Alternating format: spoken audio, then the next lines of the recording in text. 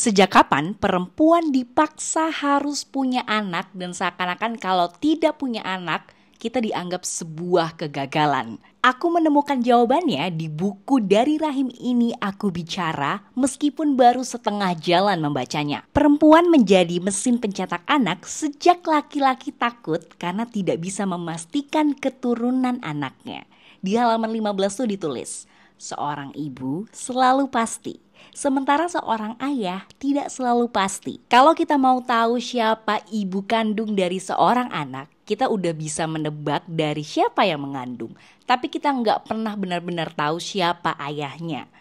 Dan inilah yang membuat laki-laki menjadi takut, sehingga mereka berpikir harus memiliki tubuh perempuan.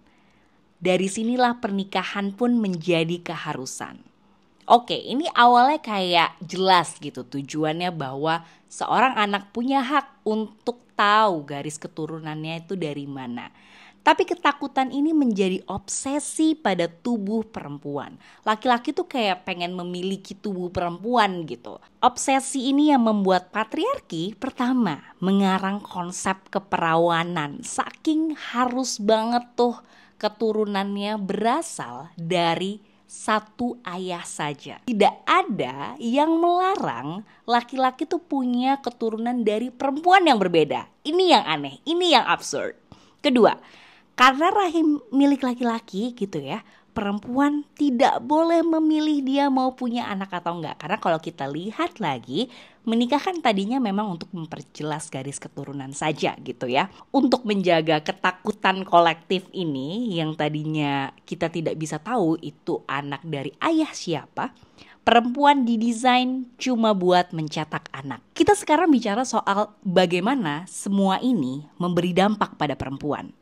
Jadi apa yang terjadi kalau perempuan hanya dijadikan sebagai mesin pencetak anak? Perempuan diasingkan dari tubuhnya. Ini tuh rahimnya, tapi keputusan dia mau punya anak atau tidak jadi hak orang loh untuk mengatur. Jadi normal-normal aja kalau kita bahas kapan mau punya anak. Seakan perempuan pasti menginginkannya.